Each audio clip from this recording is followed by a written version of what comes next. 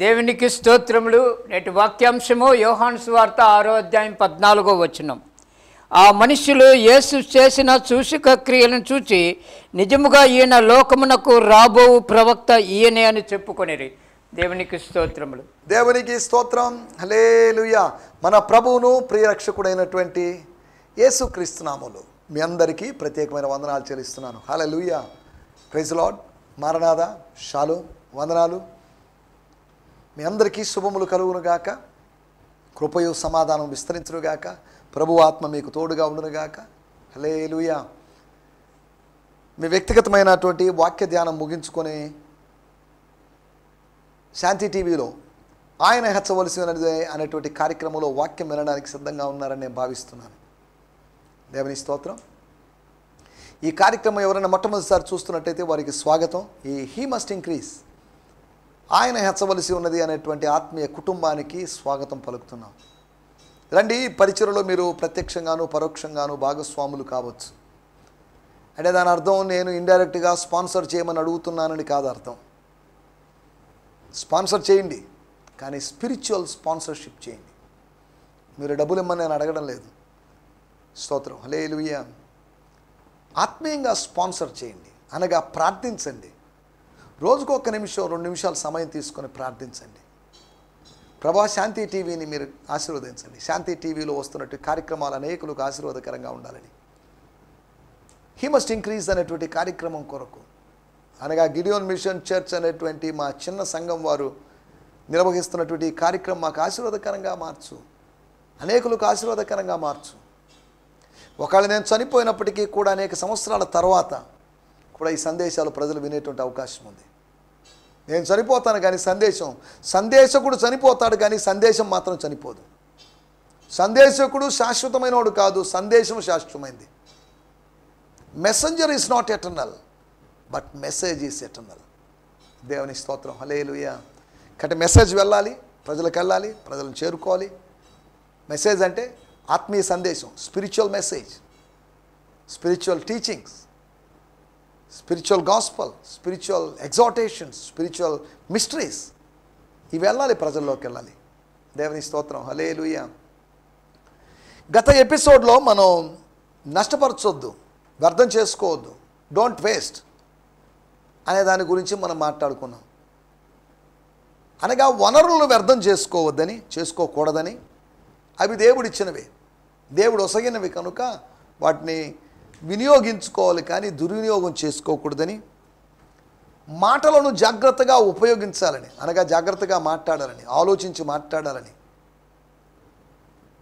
ఏవంటే అవి నోటికి వచ్చినట్టు మాట్లాడకూడదని, రూపాంతరం కొండ మీద తాను ఏం మాట్లాడుతున్నాడో తెలియకుండా పేతురు మాట్లాడాడు. ఈ రోజుల్లో కూడా చాలామంది అలాగే ఉన్నారు. ఏం మాట్లాడతారు ఏంటో మరి తెలియదు. వయసు పెరిగిన కొద్దీ వెర్రి మాటలు మాట్లాడేవాళ్ళు ఉన్నారు, పొంతన లేకుండా మాట్లాడేవాళ్ళు ఉన్నారు. అయితే జాగ్రత్తగా మాట్లాడడానికి ముందుగా ఆలోచించి మాట్లాడదాం. ఎందుకంటే ఒక్కసారి అనేసిన మాట వెనక్కి తిరిగి తీసుకోలేము. వదలబడిన బాణమైనా, విసరబడిన రాయి అయినా కానీ, పలకబడిన మాట అయినా కానీ తిరిగి తీసుకోలేము. కాబట్టి జాగ్రత్త. మీ సంభాషణ ఉప్పు వేసినదిగా కృపాసహితంగా ఉండాలి, సీజన్డ్గా ఉండాలి, టేస్టీగా ఉండాలి అన్నట్టుగా అపోస్తలుడైన పౌలు కొలస్సీ సంఘానికి ఉత్తరం రాసినప్పుడు అన్నాడు. స్తోత్రం. హల్లెలూయా. మనం ఆలోచిస్తున్నటువంటి విషయము, 3వ విషయము, సమయాన్ని మనం వ్యర్థం చేసుకోకూడదు. జిందాబాదులు చెప్పడానికి, వర్ధిల్లాలి అని చెప్పడానికి, నశించాలి అని చెప్పడానికి, డౌన్ అని చెప్పడానికి ఇది సమయం కాదు. This is not time for politics. రాజకీయాల సమయం కాదు, కానీ రారాజు అయినటువంటి యేసు రాకడ కొరకు ఎదురు చూడాల్సిన సమయం ఇది. సంఘాల్లో, చాలా సంఘాల్లో రాజకీయాలు ఉన్నాయి. ఫలాని సంఘం నేను అనలేదు, ప్రతి సంఘంలో రాజకీయాలు ఉన్నాయి. మన పిల్లలు, మన నెక్స్ట్ జనరేషన్ రాజకీయాల్లో కాదు ఎదగాల్సింది, సంఘ రాజకీయాల్లో కాదు, కుల రాజకీయాల్లో కాదు ఎదగాల్సింది, ఆత్మ సంబంధమైన విషయాల్లో ఎదగాలి. వాళ్ళు వాక్యంలో ఎదగాలి, ప్రార్థనలో ఎదగాలి, ఉపవాసంలో ఎదగాలి, స్వార్థ పరిచర్యలో ఎదగాలి, స్థానిక సంఘంలో పరిచర్య చేయడంలో ఎదగాలి. ఇవన్నీ వదిలేసి మనలో ఎంతసేపటికి పాటలు పాడాలు, ఈ క్వైర్ మెంబర్స్గా ఉండడాలు, వీటికే పరిమితం అయిపోయారు. ఇవన్నీ మంచివే, కానీ అదే సమయంలో చేయాల్సిన పనులు బోల్డుంటి సంఘంలో వ్యక్తులు, అవయవాలుగా ఎంచబడిన వ్యక్తులు పని చేయకుండా ఉండడం అనేది, పని చేయకుండా పని చేయని సభ్యులైనటు వారు, అవయవాలైనటు వారు అపెండిక్స్లాగా, అనగా ఉండుకాల్లాగా వ్యర్థమైనటువంటి అవయవాలుగా, వ్యర్థులుగా మిగలడానికి వీల్లేదు. ఒకటి, మన వనరులను వ్యర్థం చేసుకోకూడదని, మన మాటలను వ్యర్థం చేసుకోకూడదని, అంతేకాకుండా మన సమయాన్ని వేస్ట్ చేసుకోకూడదని, అంతేకాకుండా మన జీవితాన్ని మనం వ్యర్థం చేసుకోకూడదని.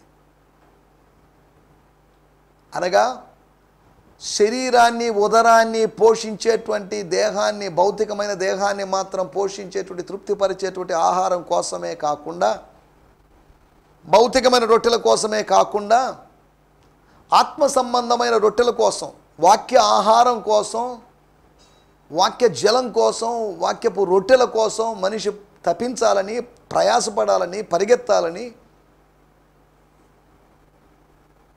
అలాగా అనవసరంగా పరిగెత్తి వ్యర్థమైన వాటి వెనకాల వెళ్ళి జీవితాన్ని నిష్ప్రయోజనంగా మార్చుకోకూడదని మనం గత ఎపిసోడ్లో మాట్లాడుకున్నాం. వనరులను, మాటలను, సమయాన్ని, జీవితాన్ని వ్యర్థం చేసుకోకూడదని, నష్టపరచవద్దు, మిగిలినటువంటి రొట్టె ముక్కల్ని ఏరండి, పోగు చేయండి, కలెక్ట్ చేయండి, గ్యాదర్ చేయండి,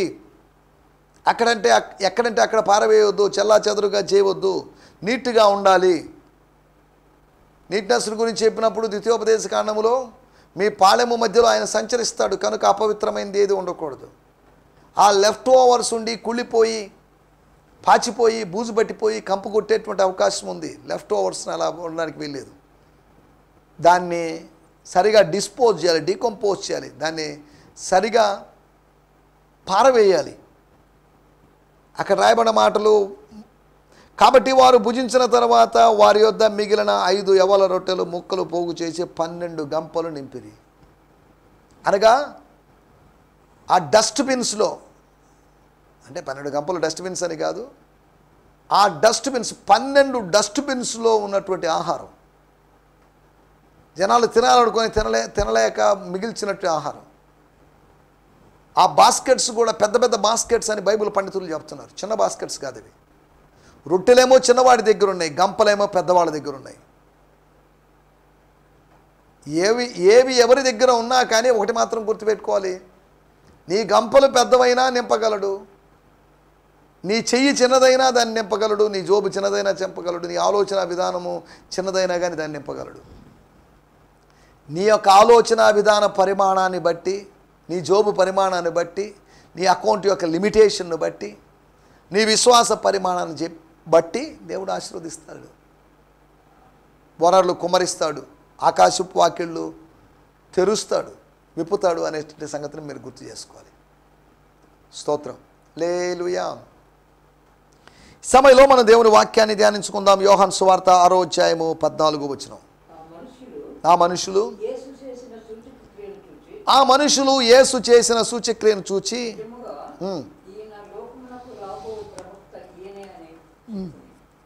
the response for the sign performed by Jesus Christ.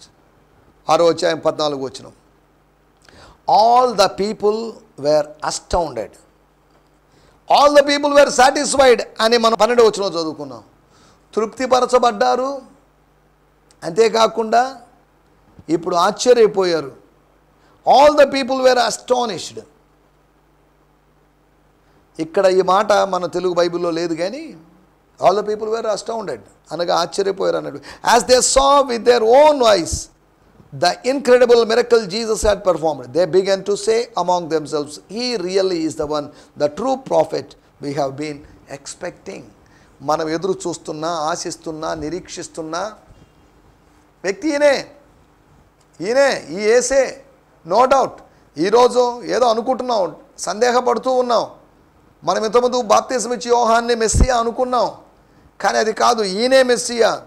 ఇక ఈయన తర్వాత ఎవరు మెస్సియా వచ్చేటువంటి అవకాశం లేదు అన్నట్టుగా వాళ్ళు అనుకున్నారు. స్తోత్రం. ఫాదర్స్ లైఫ్ న్యూ టెస్టిమెంట్లోంచి కూడా నేను చదువుతున్నాను, 6వ అధ్యాయము 14వ వచనం. Therefore when the people saw the miracle which he did, they said, this really is the prophet, the one who is to come into the world. స్తోత్రం.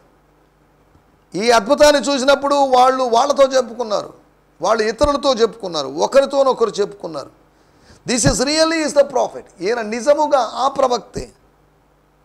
లోకానికి రాబోతున్న, ప్రపంచానికి రాబోతున్నటువంటి, ప్రవచించబడినటువంటి, ప్రెడిక్ట్ చేయబడినటువంటి, ప్రొఫెసై చేయబడినటువంటి ఈ ప్రవక్తీన. స్తోత్రం. ఈయన మెస్సియా అని ప్రజలందరూ చెప్పుకున్నారు. స్తోత్రం. హల్లెలూయా. మన టైటిల్ చూడండి, కదిలింపబడుట. ఏంటి కదిలించబడడం ఏంటి? మనం చదువుకున్న వాక్యానికి కదిలించబడడానికి సంబంధం ఏంటి అని మనం కొద్దిగా ఆలోచించవచ్చు. 6వ అధ్యాయము 14వ వచనంలో ఒక మాట నన్ను ఆకర్షించింది. ద వాయిస్ అనేటువంటి తర్జుమాలో, the people stirred in conversation. The people were stirred అనగా ప్రజలు కదిలించబడ్డారు. దేంట్లో? సంభాషణలో, ఒకరితోనొకరు మాట్లాడుకోవడంలో. అనగా ఒకరితోనొకరు మాట్లాడుకొని పెద్ద సందడి అయిందని. వాళ్ళ సందడికి ఒకటే విషయం, యేసు చేసిన కార్యము, యేసు ఎవరు, యేసు అస్తిత్వం మాత్రమే అక్కడ ఆ సందడికి కారణమైంది. The reason for that season is Jesus Christ and the sign of Jesus Christ and the identity of Jesus Christ. స్తోత్రం. హల్లెలూయా. మనం ఇక్కడ ఆలోచిస్తున్నట్టు విషయం, కదిలించబట్ట, స్టిరింగ్ అనే మాట వచ్చినప్పుడు యోహాను సువార్త 5వ అధ్యాయము 3-4 వచనాల్లో, యోహాను సువార్త 5వ అధ్యాయం, ఆయా సమయముల యందు దేవదూత బేతస్తా అనేటువంటి కోనేటిలో దిగి నీళ్లను కదిలించడం కలదు. ఆయా సమయముల యందు నీళ్లు కదిలించడం కలదు. నీరు కదిలింపబడిన మీదట. స్తోత్రం. ఈ వాక్య భాగాలన్నీ మనకు తెలిసినవే, ఇవన్నీ మనం గతంలో మాట్లాడుకున్నాం. ఇప్పుడు మనం వాటి గురించి ఇంకా ఆలోచించడం లేదు. సందర్భం వచ్చింది కాబట్టి స్టిరింగ్, గాడ్ స్టిరింగ్. దేవుడు రేపడం, దేవుడు కుదిలించడం, దేవుడు అదిలించడం, దేవుడు కదిలించడం. Moment of God, moment of healing, దాని గురించి మనం మాట్లాడుకుంటున్నాం. కదిలించబడుట అనగా రేపబడుట, స్టిరింగ్. స్తోత్రం. హల్లెలూయా. ఈ మాట చెప్పినప్పుడు నేను ఇంతకుముందు కూడా ప్రస్తావించి ఉండొచ్చు. ద్వితీయోపదేశకాండం 32వ అధ్యాయము 11వ వచనంలో ఉన్న మాట ఏంటంటే, అక్కడ పక్షిరాజు తన గూడు రేపినట్లుగా, పక్షిరాజు తన యవనము నూతనపరచుకున్నట్లుగా 103వ కీర్తనలో, అది కాదు మనం మాట్లాడుకున్నది. 32వ అధ్యాయము 11వ వచనంలో రాయబడిన మాట, పక్షిరాజు అనగా తల్లి పక్షి తన గూడు రేపి తాను నిర్మించుకున్న, తన సొంత చేతులతో నిర్మించుకున్నటువంటి ఆ గూటిని తానే రేపి పెరికి వేసి, ఉద్దేశం ఏంటి అంటే, పిచ్చెక్కువ వయసు పైబడిన తర్వాత, వార్ధక్యం వచ్చిన తర్వాత పక్షి చేస్తున్న పని అని భావించడానికి వీల్లేదు. పక్షిరాజు తన గూడు రేపి తన పిల్లల పైన అల్లాడుచు, పిల్లలను లేకపోతే గుడ్లను పొదిగినటువంటి ఆ పక్షి ఇప్పుడు పిల్లల పైన అల్లాడుతుంది, పిల్లల పైన తిరుగుతుంది. ఏ విధంగా ఎర కోసం తిరుగుతున్నట్లుగా కాదు, ఇప్పుడు పిల్లల పైన అల్లాడుతూ పిల్లలకు ఎగరడం నేర్పించడానికి. దేవుని స్తోత్రం. పక్షిరాజు పక్షిరాజు దేవుడు పక్షిరాజుగా పోల్చబడ్డాడు. ఆయన తన పిల్లలైనటువంటి, పక్షి పిల్లలైనటువంటి మనల్ని, గద్ద పిల్లలైన మనల్ని మన గూళ్ళు రేపాడు. మనం పుట్టాం, తల్లి గర్భంలోంచి వచ్చాం, మనం రక్షింపబడ్డాం, బాగానే ఉందనుకుంటున్నాం, everything is fine, India is shining అన్నట్టుగా ఇంతకుముందు గత దినాల్లో ఎవ్రీథింగ్ ఈజ్ ఓకే అని కంఫర్ట్ జోన్లో ఉన్నప్పుడు దేవుడు మన గూళ్ళు రేపుతున్నాడు. అంతా బాగుంది అనుకున్నప్పుడు యోబు కుటుంబంలో గూడు రేపబడినటువంటి అనుభవం, అతని గూడు చెదిరిపోయినట్టుగా అయిపోయింది. బిడ్డలు చనిపోయారు, కుమారులు కుమార్తెలు చనిపోయారు. ఒక డిస్టర్బెన్స్ జరిగింది, కాకి గూట్లో రాయి వేసినట్టుగా, ఒక కలవరం, ఒక డిస్టర్బెన్స్, ఒక ప్రశాంతమైన కొలంలో రాయి వేసినట్టుగా అంత డిస్టర్బెన్స్గా ఉంది, చిడిగా ఉందండి, ఇబ్బందిగా ఉందండి అని అక్కడక్కడ విలేజుల్లో లేకపోతే గ్రామాలకు వెళ్ళినప్పుడు ప్రజలు చెప్తుంటారు. అటువంటి డిస్టర్బెన్స్ డెవిల్ ద్వారా, దురాత్మ ద్వారా, దెయ్యం ద్వారా, అపవాది ద్వారా డిస్టర్బెన్స్ కలుగుతుంది. అదే సమయంలో దేవుడు డిస్టర్బ్ చేస్తున్నాడు తన ప్రజల్ని, గూడు రేపుతున్నాడు. పక్షిరాజు గూడును వేరే ఎవరో వచ్చి రేపుతున్నారని కాదు, పక్షిరాజు గూడును పక్షిరాజే రేపుతున్నాడు. స్తోత్రం. పొదగబడినంతసేపు గూడు అవసరం, పుట్టినంత వరకు గూడు అవసరం. ఇక ఏమాత్రం ఇక అలాగే ఉండడానికి వీల్లేదు. పరాన్నజీవులుగా అవి ఉండడానికి వీల్లేదు. వాటికి స్వతంత్రత కావాలి, వాటికి రెక్కలు కావాలి. వాటికి ఉన్న రెక్కల్ని వినియోగించుకోవడం జరగాలి. మనకు దేవుడిచ్చిన రెక్కలు వాక్యము మరియు ప్రార్థన. ఈ రెక్కల్ని మనం చాపాలి, ఈ రెక్కల్ని మనం స్ప్రెడ్ చేయాలి, ఈ రెక్కల్ని బలంగా ఊపడం నేర్చుకోవాలి. ప్రార్థన వాక్య ధ్యానం చేయడం, బలంగా చేయడం నేర్చుకోవాలి, ఎక్కువగా చేయడం నేర్చుకోవాలి.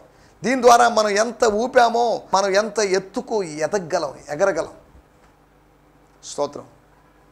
కోడిపిల్ల ఎగిరినట్టు కాదు గద్దపిల్ల ఎగరడం. గద్దపిల్ల లేదా గద్ద ఎక్కడికో ఎగురుతుంది, అందరంత ఎత్తుకు, ఎంత దూరం. కాకి పిల్లలు కరెంటు తీగల వరకు పరిమితమైతే గద్ద పిల్లలు కారు మేఘాలను దాటుకొని వెళ్తాయి. దేవుని బిడ్డలు ఉన్నతమైన స్థానాల్లోకి వెళ్ళాలి. స్తోత్రం. లిమిటేషన్స్ ప్రకారం ఫలాని దాంట్లో అని కాదు, వాళ్ళు ఉన్నతమైన స్థానానికి వెళ్ళాలి. దేవుని యొక్క ఉద్దేశం అదే. దేవుని స్తోత్రం. ఎత్తైన స్థలములో దేవుని బిడ్డలు ఉండాలి. హల్లెలూయా. మనం ఆలోచిస్తున్నట్టు విషయాలు. హల్లెలూయా. మనల్ని దేవుడు రేపాలనుకుంటున్నాడు. 2వ పేతురు పత్రిక 1వ అధ్యాయంలో నిర్మలమైన మీ మనసును రేపాలనుకుంటున్నాను. నేను చచ్చిపోతాను, త్వరగా చచ్చిపోబోతున్నాను. నా గుడారం విడిచిపెట్టే సమయం ఆసన్నమైంది. నా శరీరం అనే గుడారాన్ని విడిచిపెట్టే సమయం నాకు అర్థమవుతుంది. I'm sensing my death. యోహాను సువార్త 21వ అధ్యాయంలో నా మరణం గురించి యేసు ప్రవచించాడు. కనుక సంఘస్థులైన మీరు, విశ్వాసులైన మీరు, చెదిరిపోయిన వారైన మీరు మిమ్మల్ని రేపాలి, ఆత్మీయులని మిమ్మల్ని రేపాలి. దేవుడు తన వాక్యం ద్వారా మనల్ని స్టిర్ చేయబోతున్నాడు. న్యాయాధిపతుల గ్రంథం 13వ అధ్యాయంలో ఎష్తాయేలునుకును జొర్యాకును మధ్యలో యెహోవా ఆత్మ అతన్ని రేపుటకు మొదలుపెట్టెను. The spirit of the lord began to stir him. దేవుని ఆత్మ దేవుని వాక్యం ద్వారా, దేవుని దాసుల ద్వారా, దేవుని దాసులు అందించే మాటల ద్వారా మనల్ని రేపాలను చూస్తున్నాడు. స్తోత్రం. హల్లెలూయా. మనం ఆలోచిస్తున్న విషయాలు. రేపబడుతున్నావా? ఎవరో ఒకరి చేత, మనుషుల చేత లేపబడుతున్నావా, లేదా దేవుని చేత రేపబడుతున్నావా? దేవుని చేత రేపబడినటువంటి సంసోను 20 సంవత్సరాలు న్యాయాధిపతిగా ఉండి, 1-2 సంవత్సరాలు కాదు, 20 సంవత్సరాలు న్యాయాధిపతిగా ఉండి దేవుని ప్రజలకు నెమ్మది కలుగు చేశాడు. నువ్వు రేపబడితే న్యాయాధిపతిగా నువ్వు పాలన చేయగలవు, డామినేషన్ చేయగలవు, అంతేకాకుండా పీస్ని అనుగ్రహించగలవు. స్తోత్రం. నాయకుడిగా నిన్ను లేపుతున్నాడు, ఉన్నతమైన స్థలాల కొరకు నేను రేపుతున్నాడు. సరే, మనం ఇక్కడ కదిలించబడ్డాం అనే దాని గురించి మనం మాట్లాడుకుంటున్నాం. ఒకటి ఇక్కడ రాయబడిన మాట 6వ అధ్యాయము 14వ వచనంలో మాట ఏంటంటే, స్తోత్రం స్తోత్రం. ద వాయిస్ అనేటువంటి తర్జుమా ప్రకారం ఎంతమంది చెప్పినట్టుగా, they were stirred in conversation. Stirring, their conversation was stirring them. ఆ సంభాషణ, యెహోవా యందు భయభక్తులు కలిగిన వారు మాట్లాడుకొనుచుండగా, ఒకరితో ఒకరు మాట్లాడుచుండగా యెహోవా చెవియొగ్గి ఆలకించును. మన మధ్యలో దైవ సాన్నిధ్యం ఉంటుంది. 2 మధ్యలో 3వ వ్యక్తిగా ఆయన ఉంటాడు, 3 మధ్యలో 4వ వ్యక్తిగా, 4 మధ్యలో 5వ వ్యక్తిగా. స్తోత్రం. ఆయన ఉన్నాడు, జాగ్రత్త. దేవుడు ఉన్నాడు, జాగ్రత్త. దేవుడు చూస్తున్నాడు, జాగ్రత్త. దేవుడు వింటున్నాడు, జాగ్రత్త. స్తోత్రం. హల్లెలూయా. మనం ఆలోచిస్తున్నట్టు విషయం స్టిరింగ్ ఆఫ్ ది కాన్వర్సేషన్ అనగా మన మాటలను ఆయన కలియబెడుతున్నాడు, రేపుతున్నాడు. శరీర సంబంధమైన మాటల్లోంచి ఆత్మ సంబంధమైన మాటలు, సాధారణమైన మాటల్లో నుంచి, పిచ్చి మాటల్లోంచి పరిశుద్ధాత్మ ప్రేరితమైన మాటల్లోకి మనల్ని నడిపిస్తున్నాడు. స్తోత్రం. ఒకప్పుడు పిచ్చి మాటలు మాట్లాడాం, రక్షింపబడిన తర్వాత కూడా పిచ్చి మాటలు మాట్లాడడంలో అర్థం ఏంటి? అనగా మనలో పరిణతి రాలేదు, మార్పు రాలేదు, కనువిప్పు కలగలేదు, మనలో పరివర్తన రాలేదని అర్థం. ఇంకా వ్యర్థమేగా. ఎవడైనా క్రీస్తు యేసునందున ఎడల వాడు నూతన సృష్టి. నీ ఇష్టాలు, నీ అభిప్రాయాలు, నీ సొంత ఆలోచనలు, నీ ఓన్ పాలసీస్ అన్నీ చనిపోవాలి. నేను చనిపోయినాను, క్రీస్తుతో కూడా చనిపోయాను.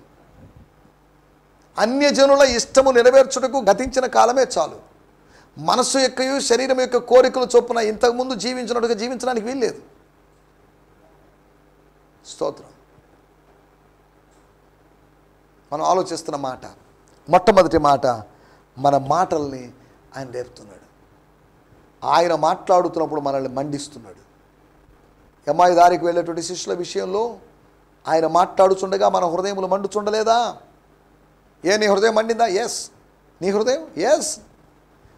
ఇద్దరు ఉంటే ఇద్దరి హృదయాలు మండించాడు.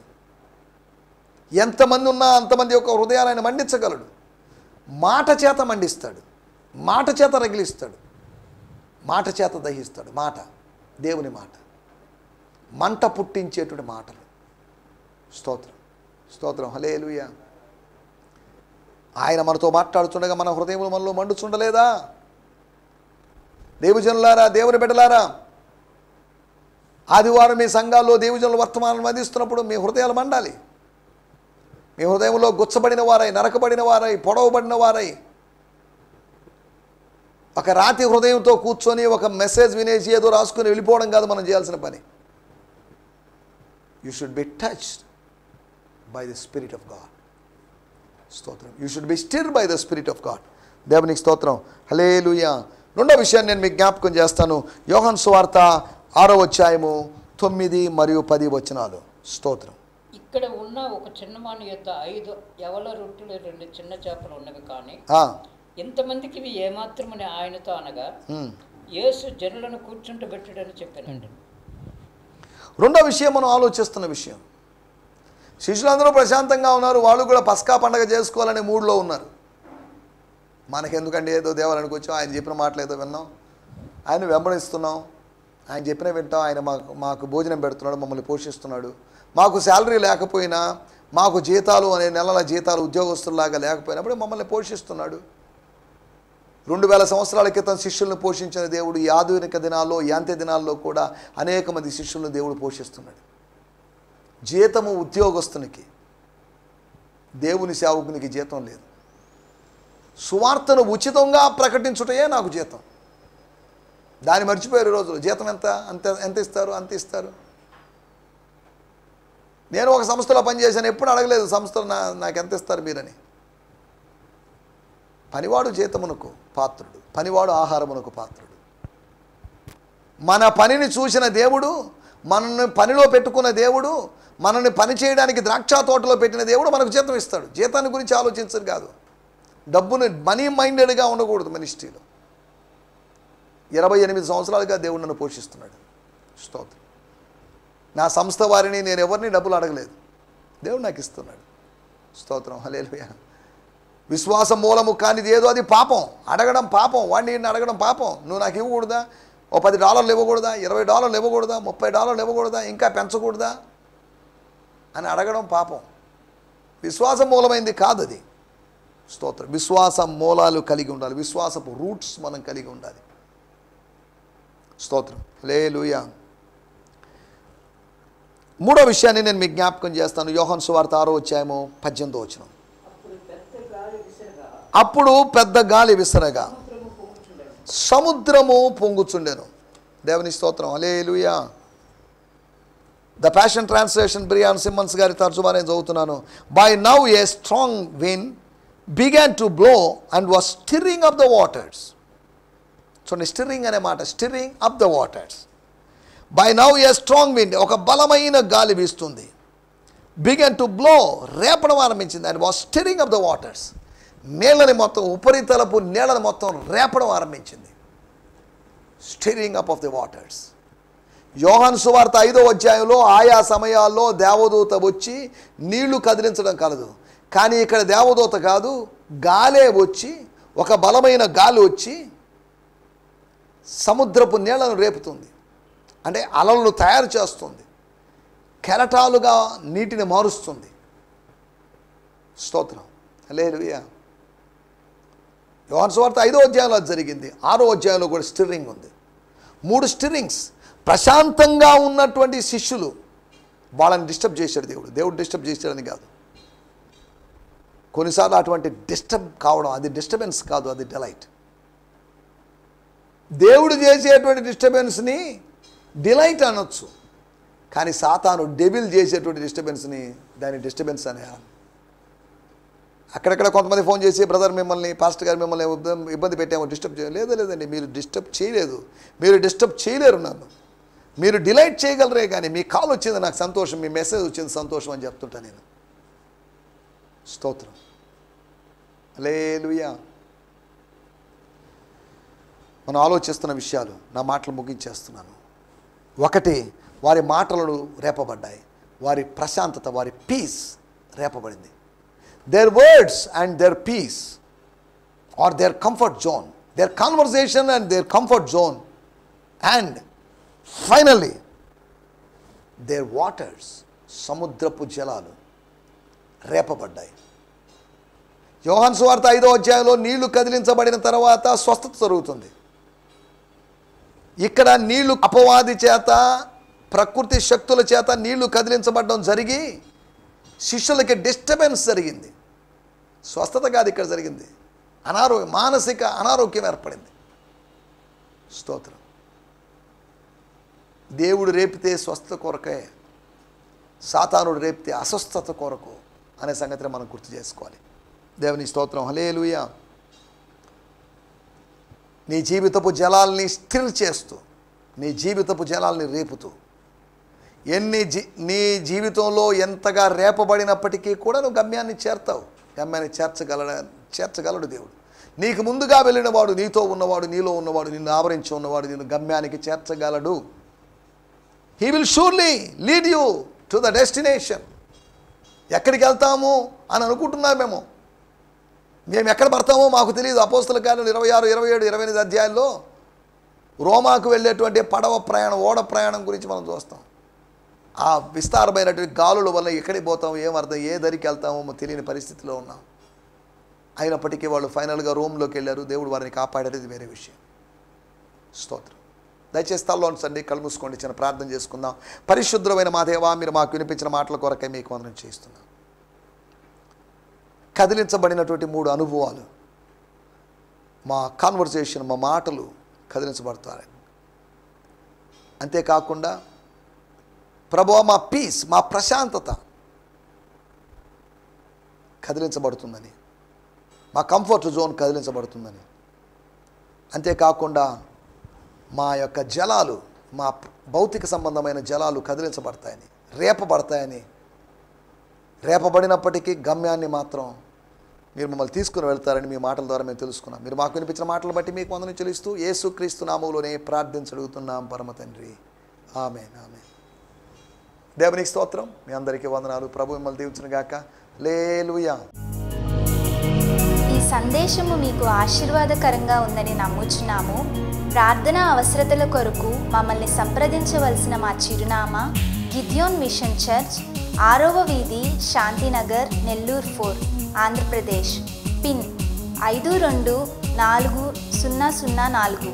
మా ఫోన్ నంబర్లు 7036443613 మరి ఒక నంబర్ 9392293010.